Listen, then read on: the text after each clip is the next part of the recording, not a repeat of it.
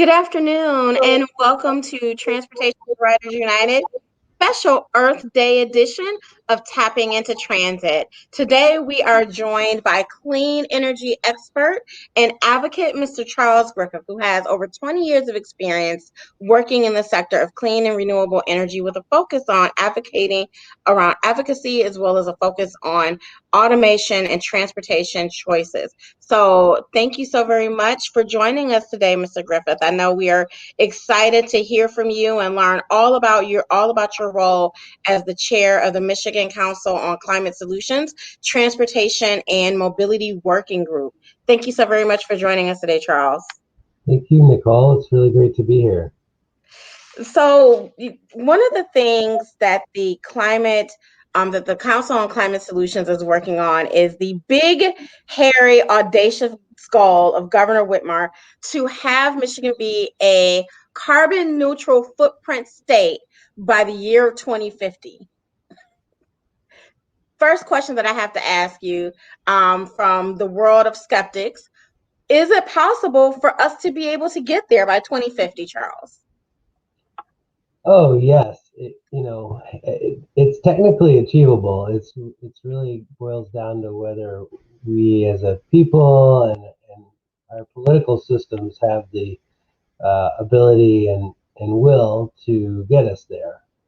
Because, of course, while the solutions are in front of us, there are, powerful interests that are threatened by the attempt to move from basically fossil fuels and to something that is much cleaner.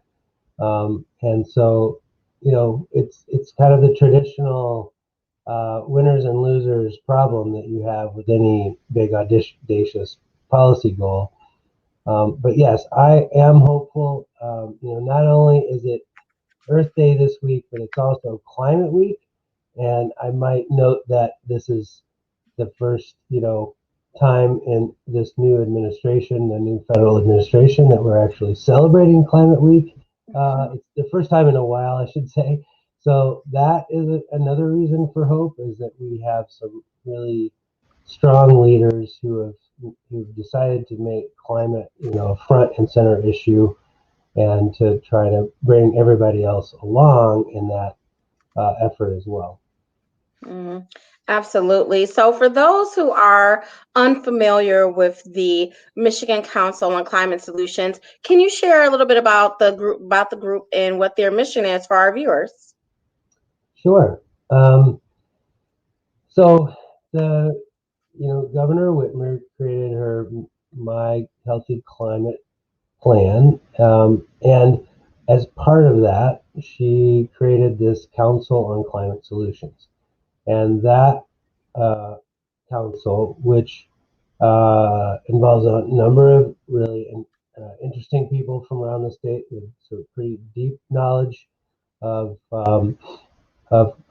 climate issues, um, is put into place. And then there are also these 5 working groups that you can see on your slide that cover a range of issues from energy production, buildings, transportation, mobility, um, the intensive industries, and then forest and working lands. These working groups are going to be doing sort of the heavy lifting, in my opinion, of trying to bubble up sort of the best recommendations for each of these sectors to present to the council as a whole. And it's worth mentioning that the charge to the council is not only to recommend the best solutions for achieving emission reductions, but to also identify solutions that resolve the racial disparities that exist across the state, and solutions that will also help resolve those differences amongst our communities that have perhaps taken the brunt of our energy intensive society up to now.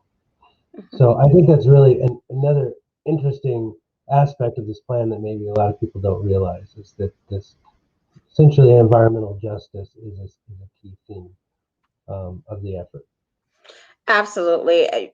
When you think about climate resiliency and you really think about the impacts of climate change, more often than not, while it is impacting all of our world, it really deeply impacts much more communities of color. It impacts more unfairly our higher poverty areas throughout the state of Michigan as well as throughout the country. So this really becomes a racial justice issue, an equity issue Mhm. for everyone, and that's for everyone who is working on this. For the audience, Charles, can you please share a little bit more about your role as the chair of the Transit and Mobility Work Group and really how that group is fitting in squarely into this plan and the role that it will play in helping to make Detroit, excuse me, not just Detroit, but really make all of Michigan a much more climate resilient state, and also the critical role it plays in helping to reach that goal of of being carbon neutral by 2050. Sure, Nicole. Well, what most people may or may not be aware of is that transportation as a sector is now surpassing all other sectors in terms of its contribution to uh, greenhouse gases that are resulting in the changing of the climate. So we desperately need to develop our strategies to decarbonize this sector and to develop those solutions. So that's really the charge of the working group that I'm co-chairing. And we know that there's really basically two ways to get there. One is to reduce the demand, which is to say, uh, figure out how to get people out of their cars and into transit and other mobility options that reduces the number of miles driven on our roads.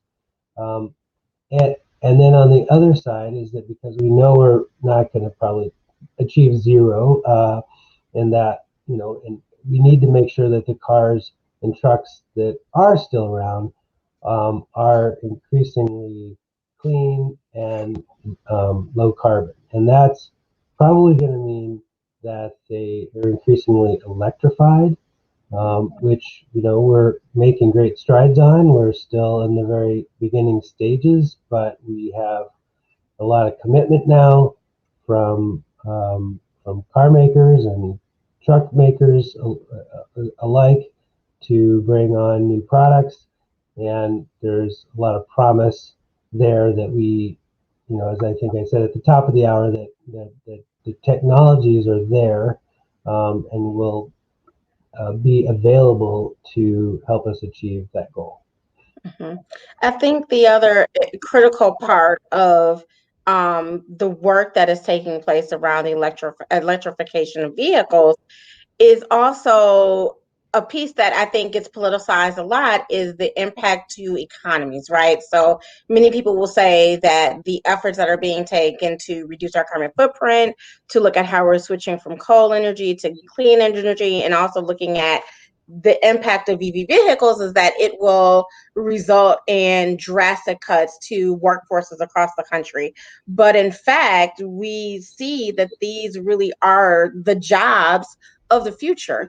Charles, can you talk a little bit more about the impact that EV can have on the state? And also, really with that, we know that currently President Biden and Secretary of Transportation Buttigieg are now on the world tour of letting people know about all the things that are part of the American Jobs Now plan. And part of that is work around infrastructure clearly, but also an interesting part is sort of like building out this infrastructure to allow for increased access for electrified vehicles to be able to operate throughout the country. So can you talk a little bit about that and what that can mean for a state like Michigan?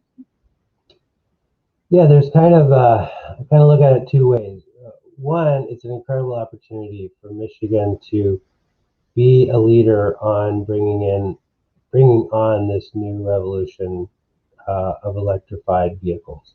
And committing to supporting the development and the evolution of that industry within the state.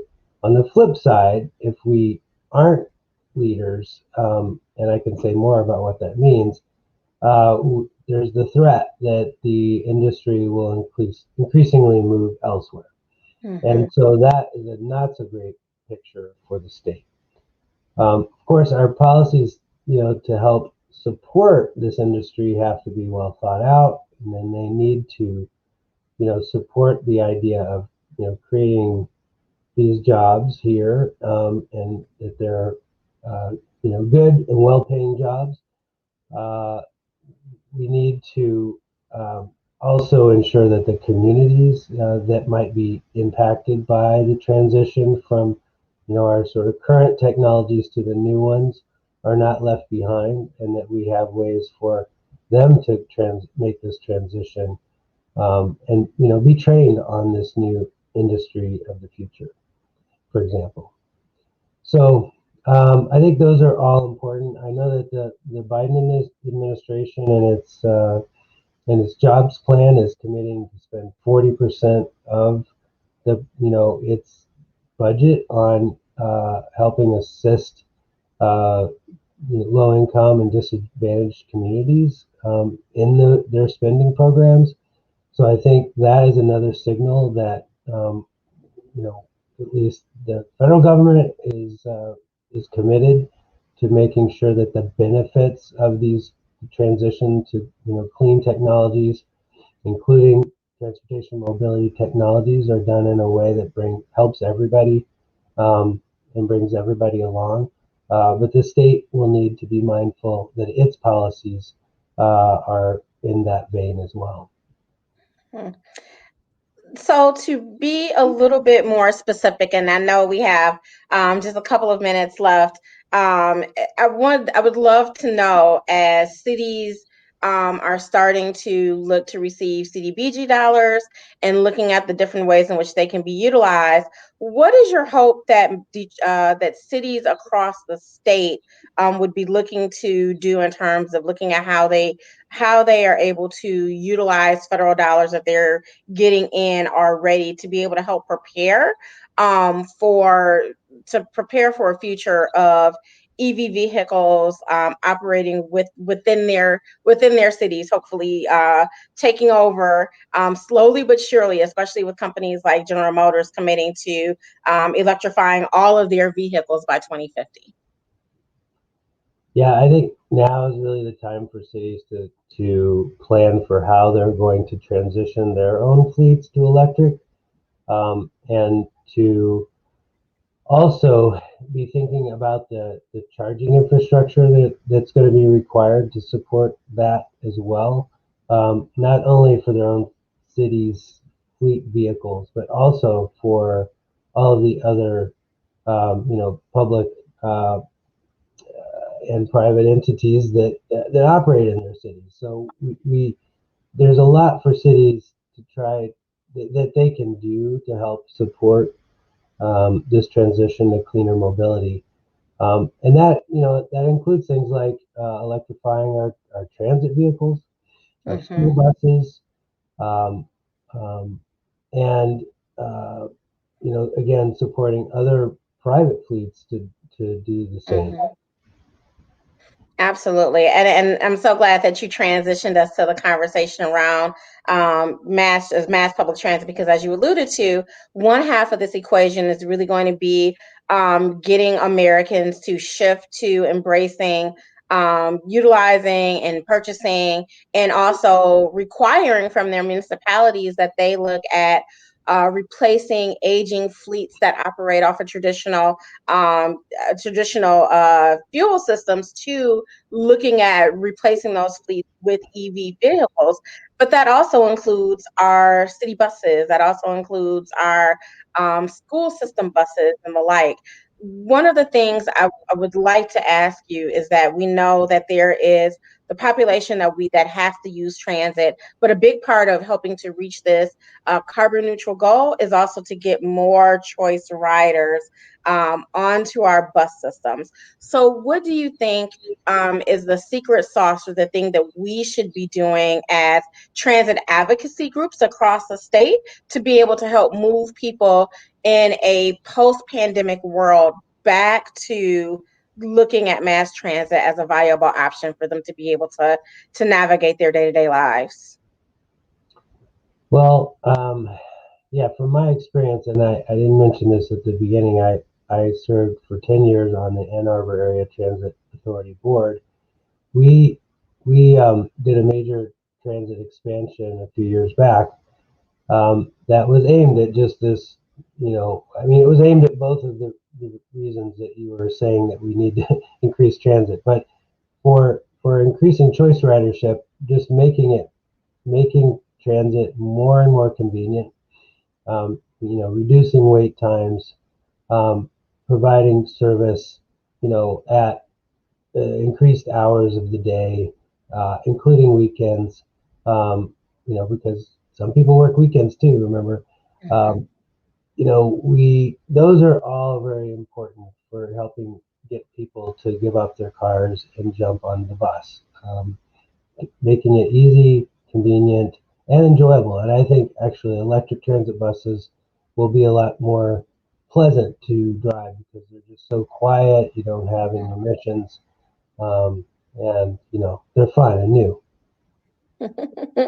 Absolutely. Well, Charles, we just want to thank you so very much for coming onto the stage with me today as we celebrate Earth Week and Climate Week, as well as celebrating Earth Day tomorrow. So we have some action steps as a community we must be able to take in supporting our government and looking at how do we reach our carbon neutral goals by 2050. And I also want to thank you, our Transportation Rider United supporters. This tapping into transit conversation would not be possible without you. So, as a true board member, I encourage you to please click like, share on this post with your friends, but also importantly, click donate. Please visit our website and look for other ways in which you can connect and to helping us to be able to advocate for improved transit access as well as for a cleaner, more sustainable state of Michigan and city of Detroit. On behalf of Transit Riders United, we want to thank you all for joining us today. Thank you, Charles. Thank you, Nicole.